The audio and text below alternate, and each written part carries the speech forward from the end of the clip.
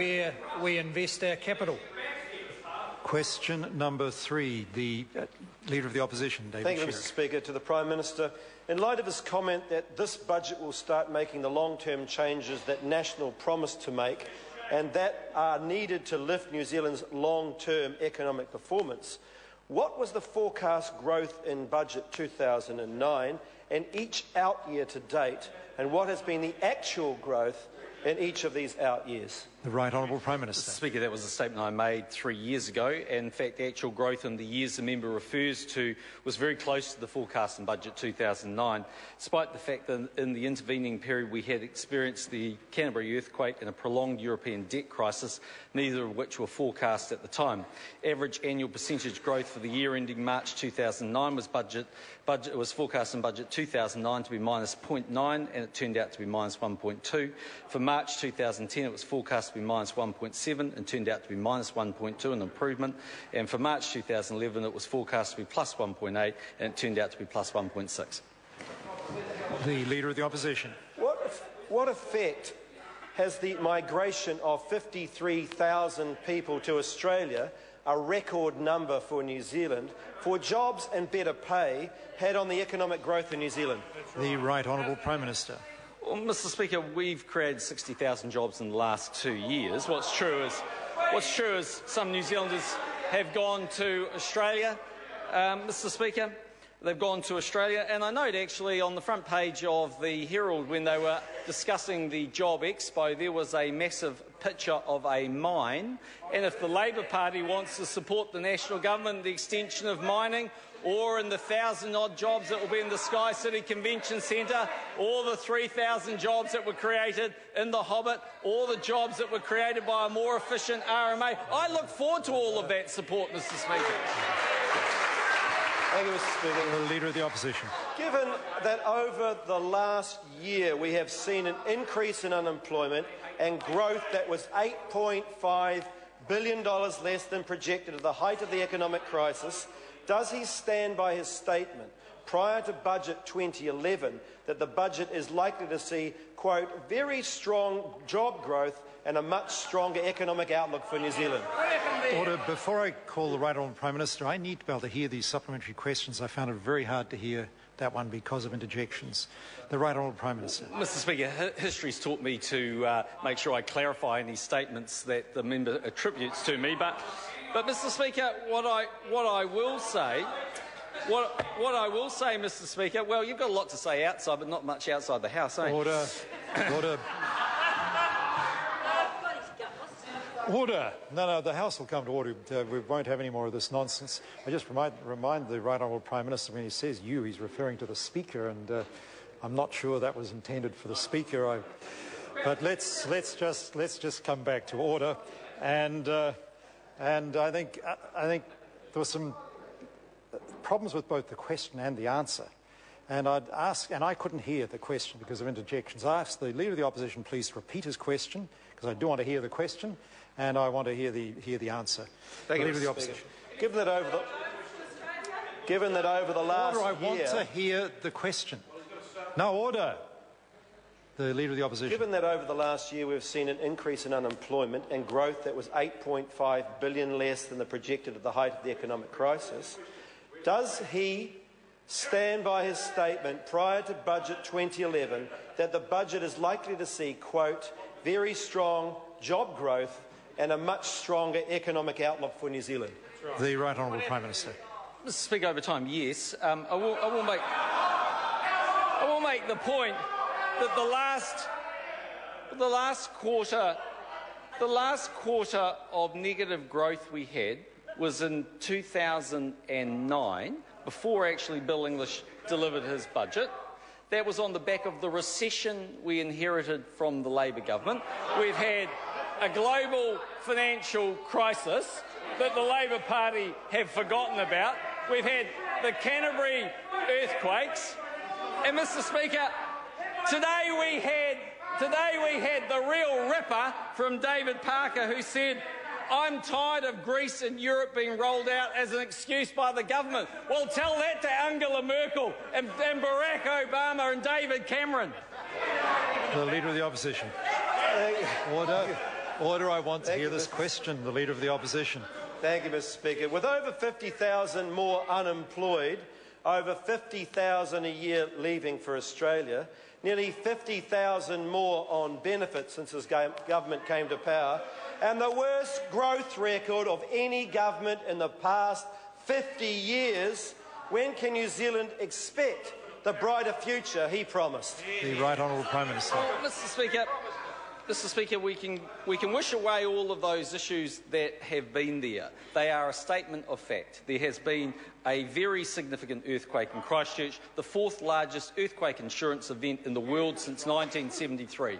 We've had the worst global financial crisis since the Great Depression. We inherited an absolute mess from the Labor Party. Does anyone remember what ACC was like when we came into office?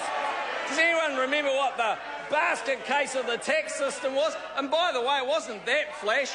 In 2008, these were the numbers of growth: minus 0.2 for the first quarter, minus 0.9 for the second quarter, flat for the third quarter, minus 0.4 for the fourth quarter, and the quarter we inherited from them was minus 1.3. Mr. Speaker, these people do not live in the real world, which is where New Zealanders are. The Leader of the Opposition. Order. Order, I must fail to hear the question. Let me just make a point, though. Order. The more assertions members put into their questions, assertions of supposed fact, the more liberty then the Minister has in responding to that. I just remind members of that. The Leader of the Opposition. Thank you, Mr. Speaker. Is he aware that New Zealand has the worst growth of any OECD country outside of Europe? And if so, why does he keep on comparing New Zealand with failed economies such as Greece? Or is this an indication of his aspiration for New Zealand? The Right Honourable Prime Minister. Mr. Speaker, if anyone's following policies actually that resemble Greece, it's the Labor Party.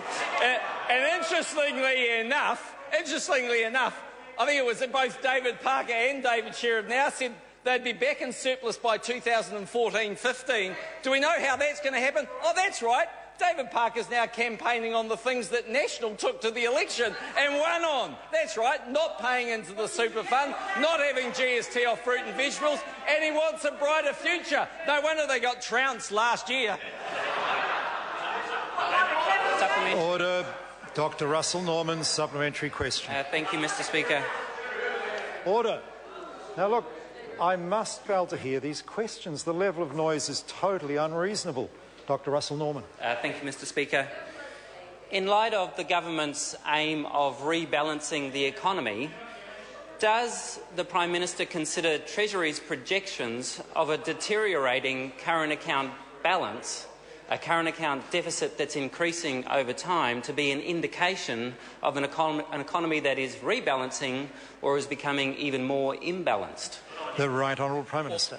Mr. Speaker, firstly the member will realise and I'm sure acknowledge that New Zealand's had a current account deficit for the better part of the last 30 years. Second thing I'm sure he'll recognise is in fact that that current account deficit is made up of two major structural points, which are the export balance, export and import balance, the trade balance, and also the capital imbalance. New Zealand has had significant amounts of borrowing from the private sector made up of from foreigners, and so on that basis it does knock our current account deficit around. But what I can say is under a national government, exports are rising, therefore the trade balance is back in surplus, which it wasn't under Labor, and one of the fastest ways to grow that would be to grow our exports of agricultural products, grow our exports of minerals and oil and gas, and grow our exports in other areas where the Green Party is totally opposed. And just like his summation of National's tax plan, he plucks out a couple of things he wants and actually forgets the entire package. Dr. Russell Norman. Point of order, Mr. Speaker. Point of order, Dr. Russell Norman. Order. A point of order has been called. Are members deaf today? Or is it just me? Could just be just me. Dr. Russell Norman. Thank you, Mr. Speaker. My question was, does a deteriorating current account deficit indicate that the economy is rebalancing or not? The Prime Minister didn't address that. Mr. Speaker, point of order. He talked Dr. a lot Russell. about Green Party policy, which is fine, thank you very much, and we've got a lot to offer, but I would like to hear about whether the current account deficit deteriorating indicates rebalancing or not. It's a simple question. Order.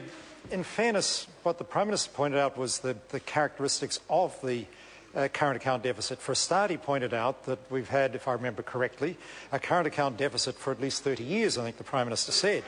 And he pointed out that in fact there are a couple of components to the current account, one being the trade in goods and other in invisibles. And so he pointed out that in fact the balance wasn't deteriorating, that the trade in goods was actually improving, and he pointed out that on the capital side that there were reasons why there was a decline in that in recent years. Now that was a reasonable answer to the member's question, because he disputed the basis of the member's question right at the outset, that he does not accept the current account is deteriorating any worse than New Zealand's historic position. And I can't say the Prime Minister's wrong to answer that way, and that's why I'm in some difficulty. I think it was a reasonable answer. Certainly not what the member wanted exactly, but I think it was a reasonable answer in that it gave a reasonably rational refuting of the point that the member was the basic point of the member's question. Supplementary question, Dr. Russell Norman. Thank you for that elucidation, Mr. Speaker. In light of Treasury's projections that New Zealand's net international investment position will continue to deteriorate, does he consider that to be an indication of economic rebalancing or not? The Right Honourable Prime Minister. Well, firstly, Mr. Speaker, I'd point out it's improved in the time that the government's been in office. But secondly, what is true is if we want to have a stronger economy and therefore more jobs for New Zealanders, the way to do that is to make sure we have good economic policies like the national government is advancing. That is reform of local government, that is reform of RMA, that's expansion of our mining exploration centre, that is the National Convention Centre, that is international companies making movies in New Zealand. They are all things... Point of order, Mr. Speaker. Point of order, Dr. Russell Norman. I'm sorry, order. but I've been pretty tolerant. The Minister has once again... I've been pretty tolerant about not answering the question. Now, order. The Prime Minister will come. I say to members, someone's going to leave the chamber very, very shortly. Very shortly, including, and I include all ministers in that, if they're not careful. When I get to my feet, there will be silence. If members have forgotten that rule, members will be leaving the House till they remember it. Because we won't have that anymore. I accept that the way the point of order was raised was a little unusual, but and perhaps not the preferred way to raise a point of order.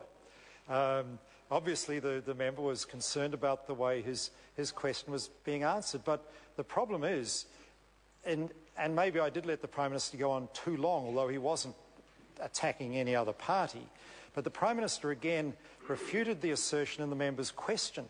The member, if I remember correctly, said that asked whether the net financial position, international investment position deteriorating was a sign that the economy wasn't rebalancing. And the Prime Minister refuted that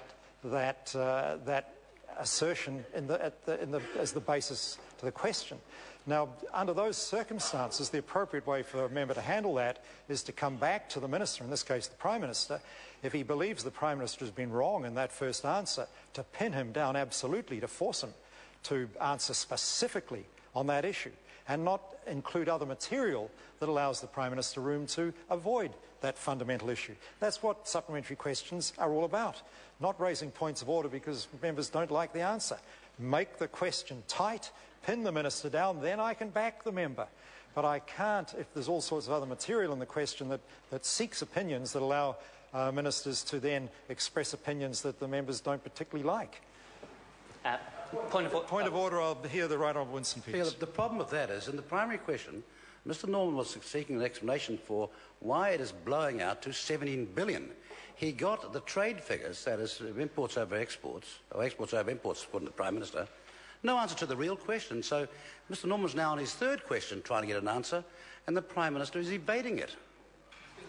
I'll hear the Right Honourable Prime Minister. Speaker, that's quite incorrect. The member asked about the current account deficit, and I correctly pointed out there are two major component parts of that, the trade balance and the capital balance. A former Treasurer would know that.